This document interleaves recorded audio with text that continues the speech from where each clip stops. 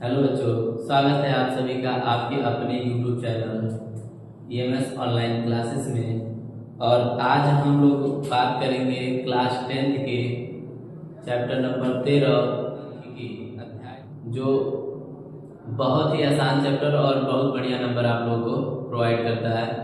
तो अगर आप इसे ध्यान से देखते हैं और पढ़ लेते हैं तो बोर्ड की दृष्टि से बढ़िया नंबर आपको मिल जाएगा, जिसमें से आपको MCQ में इस प्रश्नावली से MCQ के क्वेश्चन बढ़िया बनते हैं। और एक्सरसाइज में जब अंदर चलेंगे तो पूरे 5 नंबर से 6 नंबर के क्वेश्चन बनाए जाते हैं इस चैप्टर से। तो आइए इस चैप्टर में हम बात करते हैं अध्याय नंबर 13 से सांख्यिकी से। पहले हम समझते हैं इसके बेसिक को।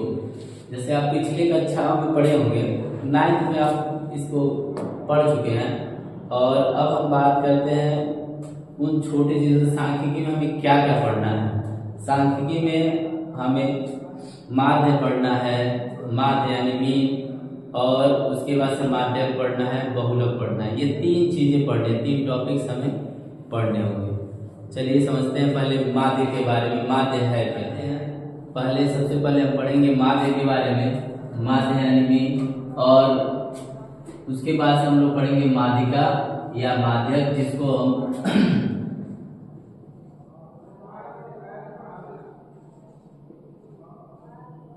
मीडियन के नाम से जानते हैं। उसके बाद से हम पढ़ेंगे बहुलक यानी मॉड, ठीक है। और सबसे पहले आइए हम समझते हैं माध्य होता क्या है। आप माध्य को बेसिक से समझिए। आप कक्षा 7 में 8 में पढ़े होंगे औसत, एक नाम सुने होंगे औसत। औसत निकालना, आपको 2-4 संख्या ऐसे ही दी जाती थी, उसके बाद से कहा जाता था इनका आप औसत निकालिए, ठीक है। तो माध्य का सबसे छोटा रूप जो होता है वो होता है औसत, यानी एवरेज फाइंड करना, औसत निकालना, ठीक है। तो आप लोग क्या करते थे, जो भी संख्या होता था औसत इक्वल टू औसत बराबर कुल संख्याओं का योग, कुल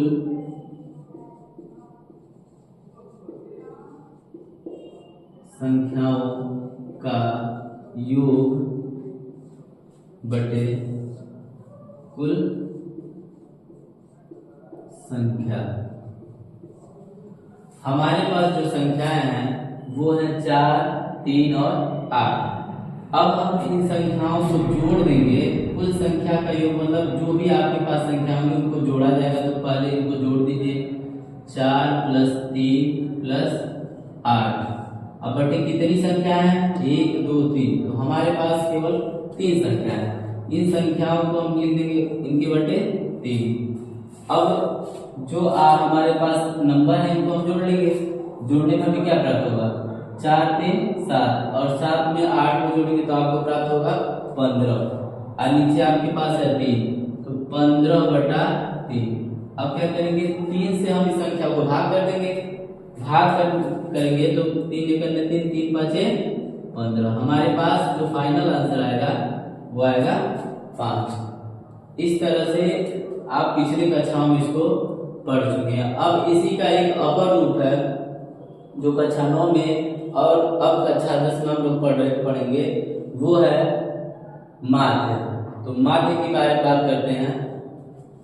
जैसा कि वही अपर क्लासों में जो हम औसत लोअर क्लास में पढ़ते हैं, यही अपर क्लास में हो जाता है माध्य। यहाँ भी माध्य का मतलब होता है जनरल में कुछ संख्याओं का योग बटे कुल संख्या। जैसे एग्जाम्पल में हम एक सवाल ले लें, 4, 6, 9, 15, 20। अब कह दें इस संख्या का माध्य कर दीजिए। तो आप लोग क्या करेंगे, सबसे पहले जो आपके पास संख्याएं दी गई है 4, 6, 9, 15, 20 को, सबसे पहले इस संख्या को हम जोड़ेंगे क्योंकि कुल संख्या का योग करना है।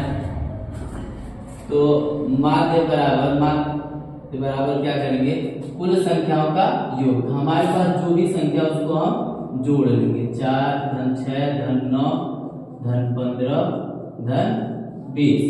और अब हमारे पास संख्याएं कितनी है देख लेते हैं, 1 2 3 4 5, कुल संख्या कितनी है 5। अब हम क्या करेंगे, इनको जोड़ेंगे।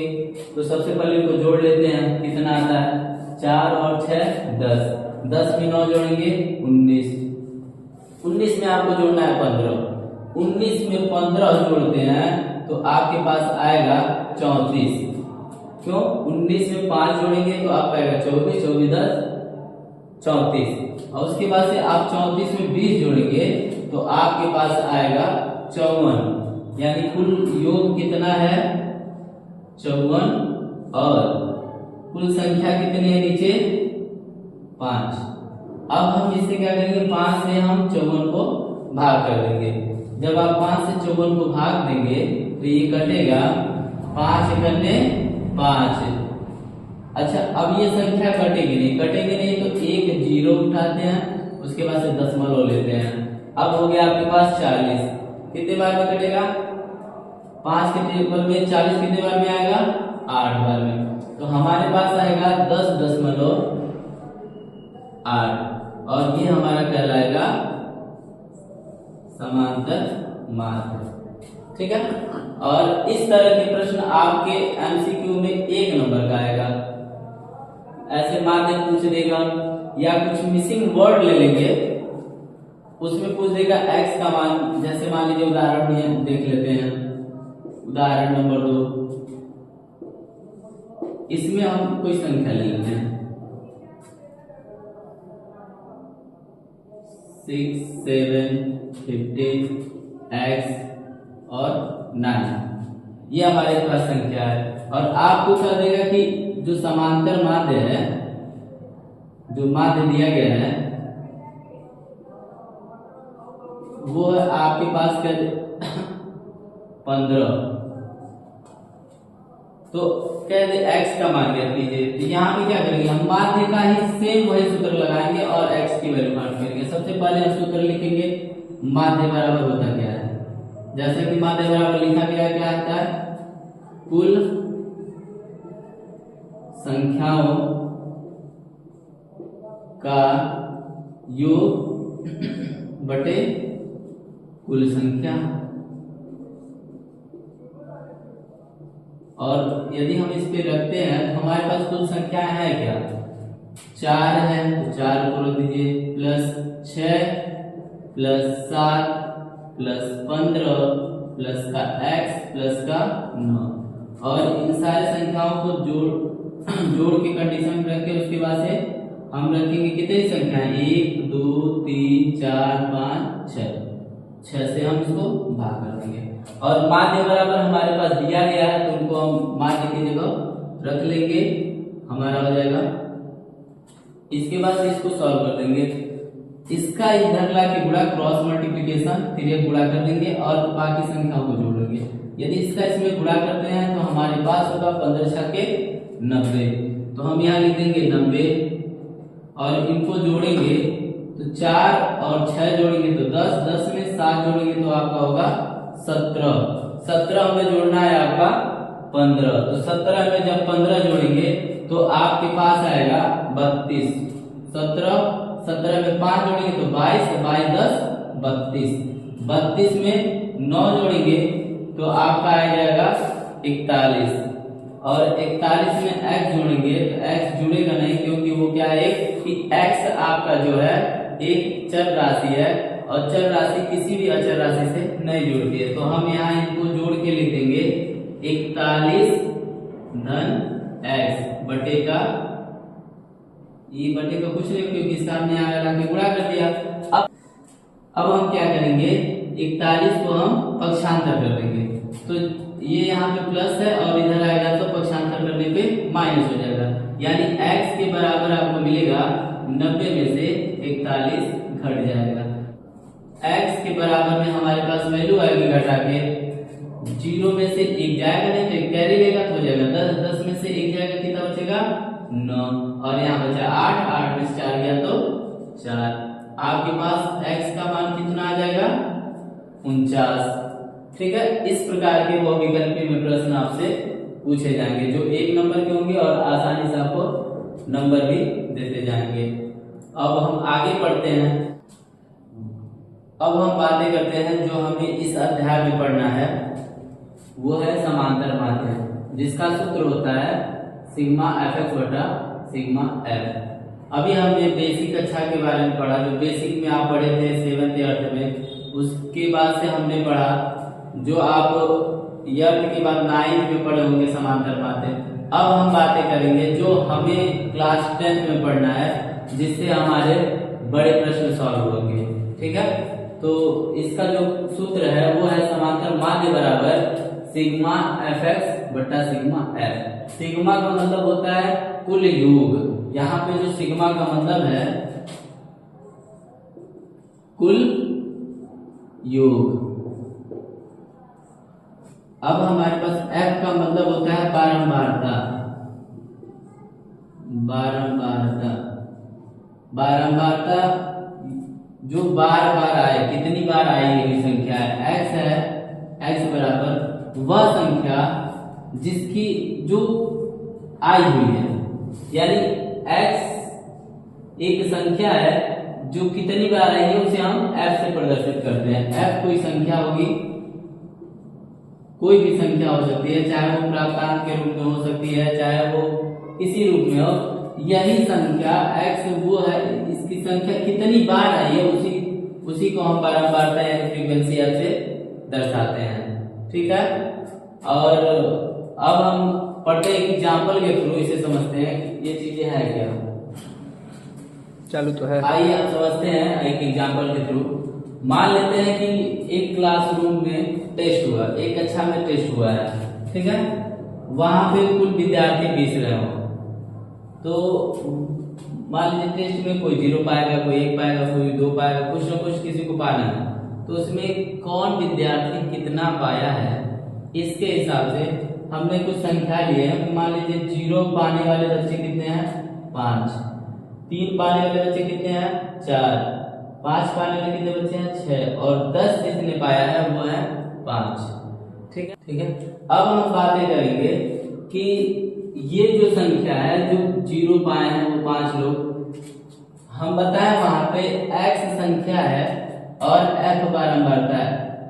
x की संख्या की बारंबारता होती है f, यानी 0 एक संख्या है, एक टेस्ट में जो पाए हैं, तो 0 को पाने वाले कितने लोग हैं, लोगों की संख्या हो जाएगी f, और जो पाया गया है वो हो जाएगा हमारा x। कोई ना कोई संख्या होगी किसी न किसी रूप में। ठीक है, यहाँ पे यही समझाया गया कि मतलब x है क्या, x अलग अलग जगह वो प्राप्तांक के रूप में मिलेंगे, मतलब अंकों के रूप में ही हमें मिलना है। ठीक है, आइए समझते हैं, इसकी बातें करते हैं। अब हम क्या करेंगे, इस सूत्र के अनुसार f और x यानी f का x में गुणा करेंगे। एक और लाइन खींचेंगे हम लोग और इनका करेंगे गुणा। ठीक, अब देखिए 0 का 5 में गुणा करेंगे तो आएगा 0। 3 का गुणा 4 में करेंगे तो आएगा 12। 5 का गुणा 6 में करेंगे तो आएगा 30।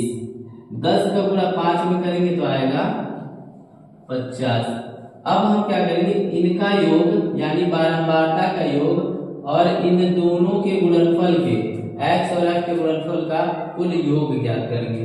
तो आइए जोड़ते हैं, 5 और 4 9, 9 में 6 जोड़ेंगे 15, 15 5 20, कुल योग इसका आ जाएगा 20। अब आइए इनको जोड़ते हैं, 12 में 30 जोड़िए, 12 में जब 30 जोड़ेंगे तो आपके पास आएगा 42। 42 में जोड़िए 50 को, 42 में 50 को जोड़ेंगे तो आएगा आपका 92, यानी इसको हम लिखेंगे सिग्मा fx इक्वल टू 92। ठीक है, अब हम सूत्र लगाते हैं, जो हमारा सूत्र जिसको हम x बार से दर्शाते हैं, और ये हमारा जो सूत्र है सिग्मा fx बटा सिग्मा f। अब इन वैल्यूओं को हम यहाँ पे रखेंगे और सॉल्व करेंगे। तो जैसा कि हमारे पास सिग्मा fx की वैल्यू है 92 यानी 92, और बटे में लिखेंगे कितना है कुल बार नंबर का योग 20। अब हम इसको इससे भाग कर देंगे। चलिए भाग करते हैं। फिलहाल इसको काटिए, तो काटेंगे 2 से भाग दें यदि हम, तो हमारे पास आएगा 4 दूना 8, 4 दूना 8, 1 बचा 6 दूना 12, हमारे पास हो गया। अब चूंकि हमारे पास 0 है तो 1 दशमलव आसानी से लगा दीजिए। हमारे पास जो आंसर आएगा वो होगा 4.6 x पे 12। ठीक है, तो इतना आसानी से हम लोग समांतर मार्ग निकाल सकते हैं। आज के लिए बस इतना ही। मिलते हैं हम लोग अगले वीडियो में एक्सरसाइज के प्रश्नों के साथ और एग्जाम्पल के प्रश्नों के साथ, और इसे बारीकियों से समझेंगे। इसमें आपको जो चीजें न समझ में आई हो आप वीडियो को पीछे करके और आराम से इसे समझ लीजिएगा। जो चीजें यदि आपको चीजें नहीं आई होंगी वो कमेंट में रेज कर दीजिएगा, उसको दोबारा से बता दिया जाएगा। अगर आप इस चैनल पे नए हैं तो आप हमारे चैनल को सब्सक्राइब करिए और वीडियो को ज्यादा से ज्यादा शेयर करिए, ताकि इस वीडियो का इसका लाभ आपके दोस्त और अदर लोग उठा सके। और हम उम्मीद करते हैं कि आपको ये वीडियो पसंद आया होगा। और आप लोग तो जान भी करते हैं, तमाम लोग अपना कर्तव्य करते हैं, तो आपको पसंद आया हो तो आप थंब दीजिए। मिलते हैं अगले वीडियो में, तब तक के लिए धन्यवाद।